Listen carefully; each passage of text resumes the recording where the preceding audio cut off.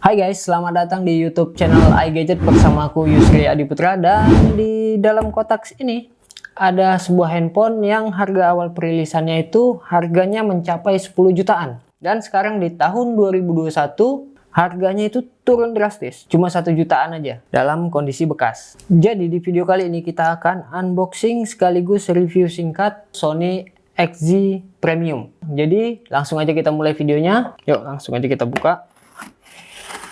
Aduh.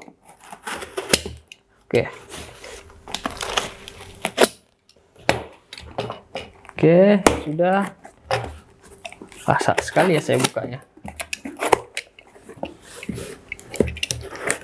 Oke, sudah.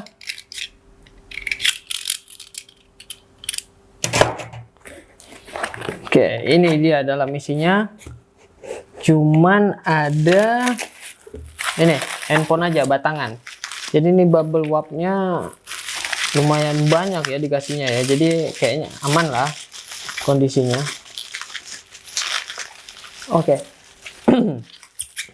Ini dia handphonenya. Oh. Oke, selanjutnya kita akan mengecek dari bodinya ya. Kita akan melihat dulu pertama dari segi kiri ya. Di sini ada tombol untuk volume ya ini. Kemudian di sini ada tombol powernya dan juga sekaligus untuk sensor di bagian sini. Dan kemudian selanjutnya kita akan ke bagian bawah sini. Oke, ini dia. Ini ada untuk kamera ya, untuk tekan jepretan kameranya di sini. Kemudian di bawah sini ada apa nih, segel dari tokonya ya. Ini terserah kalian mau cabut atau enggak. Biasanya sih kalau kita cabut ya kita kehilangan garansi dari toko yang kita beli gitu ya. Dan aku nggak yakin kalau ada ini garansi resminya, nggak yakin ada. Oke, selanjutnya dari sebelah kanan ya. Tadi udah sebelah kiri, sekarang sebelah kanan.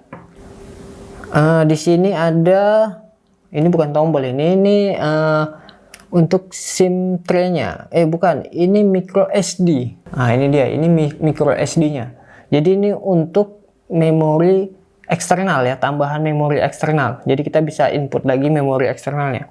Oke, jadi kotaknya kita singkirkan dulu. Oke, di dalam sini ada SIM tray-nya. Jadi kita bisa ambil dengan kuku ya. Ini agak unik ya. Biasanya handphone sekarang itu kan pakai SIM injector gitu ya. Ini pakai kuku nih, agak unik. Oke. Jadi nanti kita bakal isi dengan kartu ya.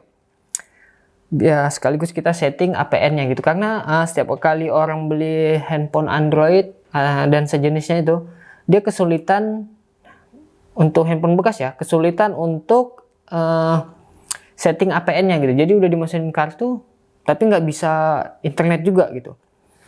Oke, lanjut. Jadi di bagian atas ini ada lubang headset atau mic gitu ya. Untuk handphone zaman sekarang sih tahun 2021 kayaknya udah sedikit ya menggunakan lubang seperti ini ya. Bagian belakang itu ada lubang USB tipe C, Type C. Oke, tipe C. Tipe C. Susah banget. Sok-sok bahasa Inggris. Oke, kemudian apalagi depan, belakang, atas. Ini aku nggak tahu lubang apa ini. Ini mungkin semacam mikrofon, mungkin lubang mikrofon. Di sini juga ada. Selanjutnya kita ke bagian mana dulu? Belakang dulu deh. Oke, ini ada, di sini ada satu kamera. Kemudian di sini ada sensor dan juga flash. Kemudian di tengah-tengah sini ada tulisan NTT Docomo, dan ini aku nggak tahu apa, logo apa ini. Kalian bisa lihat. Ya nggak tahu logo apa. Kemudian paling bawah ini ada tulisan Xperia, dan juga ada tipe handphonenya itu SO04J. Oke, itu aja. Kemudian kita ke depan. Di depan ini ada lubang untuk speaker ya. Di depan sini bagian bawah. Kemudian bagian atas ini ada speaker juga, lubang speaker dan tulisan Sony. Di sini ada lubang, bukan lubang ini. Ini ada lampu indikator ya. ketika baterai kita sekarat atau ada notifikasi, dia biasanya hidup kelap-kelip. Kemudian di sini ada kamera dan di sini mungkin ada sensor. Oke, itu aja. Jadi selanjutnya kita akan hidupkan handphonenya. Oke,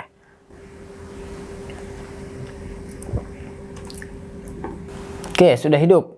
Lumayan terang ya handphonenya ya. Untuk baru pertama kali di awal buka, tulisan Sony muncul dan tulisan NTT Docomo powered by Android Xperia. Oke, kita sudah masuk di sini. Di sini kita bisa buka menggunakan sensornya ini ya, seperti ini. Tuh, itu sensornya. Jadi seperti ini. Jadi kita cukup tekan sekali, terus tekan lama gini, nggak usah ditekan lagi, udah hidup. Dan juga biasanya kalau baru masuk kayak gini nih, banyak aplikasi dari aplikasi Cina ya. Oke, nah ini seperti ini. Dan bagaimana mengakalinya atau mengatasinya aplikasi Cina ini? Jadi ya cukup sederhana ya. Jadi cukup kita hapus saja seperti ini. Remove from home. Oke.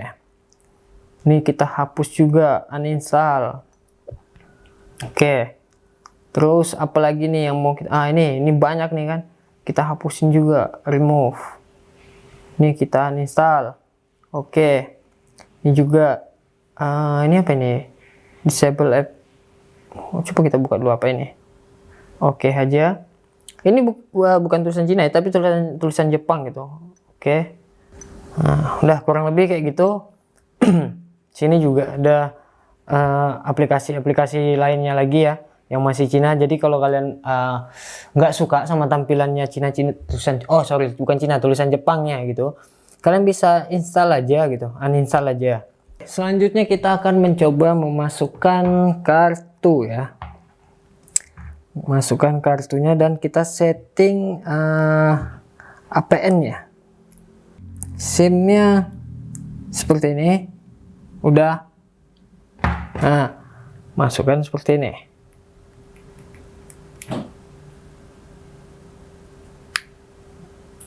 Oke.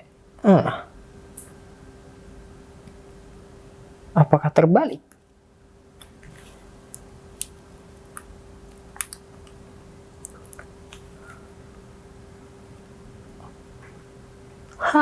Akhirnya masuk juga. Apa tadi?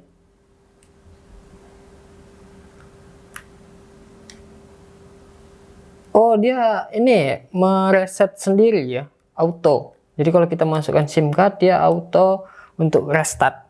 Oke, udah hidup handphonenya dan kita sekarang mau coba setting APN-nya ya. Jadi pertama kita buka di apa ini namanya pengaturan ya. Kalau misalnya pengaturannya nggak ada di sini, kalian bisa scroll ke bawah lagi. Terus di sini ada nih. Di sini ya ada. Oke, selanjutnya kita akan setting APN di jaringan internet dan seluler. Kemudian kita lanjutan. Selanjutnya itu kita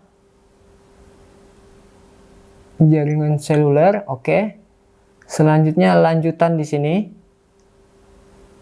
Oke, ini kita pilih. Di sini kita pilih nama titik akses. Oke, di sini akan kita tambahkan.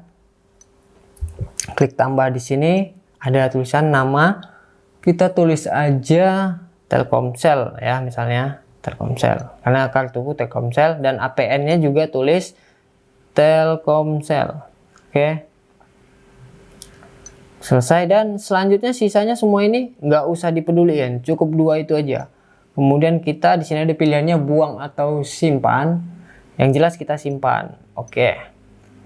Dan di sini ada yang udah terconteng ini. Oke. Selanjutnya kita akan menghidupkan data selulernya. Dan langsung 4G plus. Oke. Sudah seperti itu ya kurang lebih. Oke, selanjutnya kita akan coba mengecek touchscreen-nya, kemudian getarannya, suaranya, dan dari segi layarnya apakah baik-baik aja atau enggak. Langsung aja kita cek dengan menekan tombol bintang pagar 7378423 pagar bintang. Oke, ini dia keluar ya. Yang pertama itu kita service info dulu, kita tekan model infonya, modelnya itu SO04J. Oke. Software infonya di sini, softwarenya udah banyak sekali ya. Oke, kita skip aja yang ini. Jadi kita langsung coba di service test. Pertama kita coba di touch screen-nya kita akan coba drawing test. Jadi kalau misalnya kita gambar kita tulisan di sini nih terputus, itu artinya layarnya ada yang rusak, LCD-nya. Jadi misalnya kayak gini kan, kita tulis terputus kayak gini misalnya kan dalam satu jalan gitu kan, itu artinya layarnya nggak bagus itu. Kalian minta retur aja lebih baik gitu kan. Cuma kalau lancar seperti ini gitu kan, itu tidak ada masalah sebenarnya. Oke, dari segi LCD sudah bagus. Ini dari segi drawing grip ini kita lihat.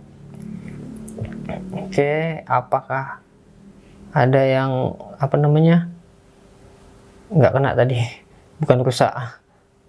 Kemudian oke, bisa. Oke, cukup, ini bagus juga. Kemudian kita akan tes dari warna merah. Satu-satu kita tekan. Kita balik lagi dia. Oke, seperti ini.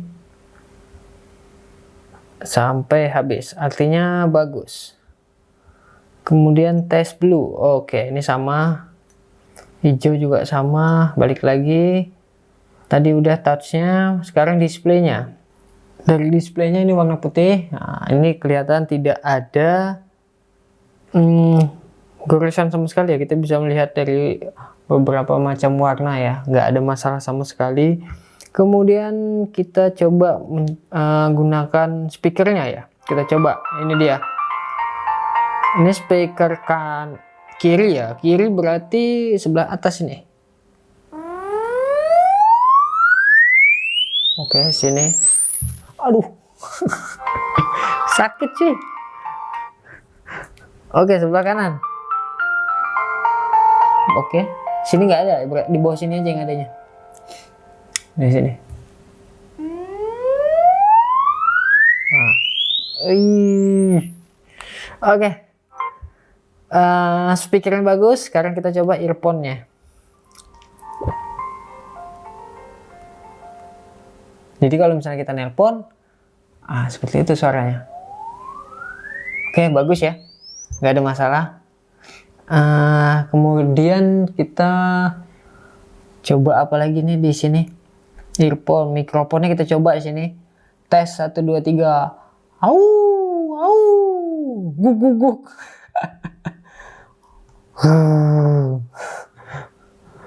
Mikrofonnya kita coba di sini.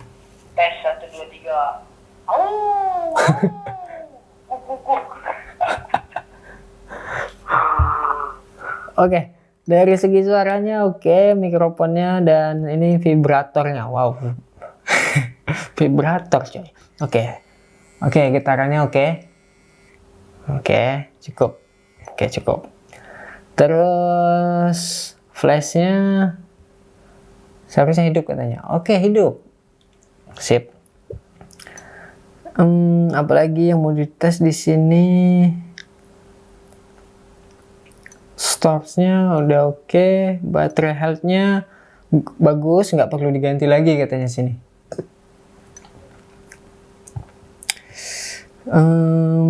Fingerprint test, sensor oke.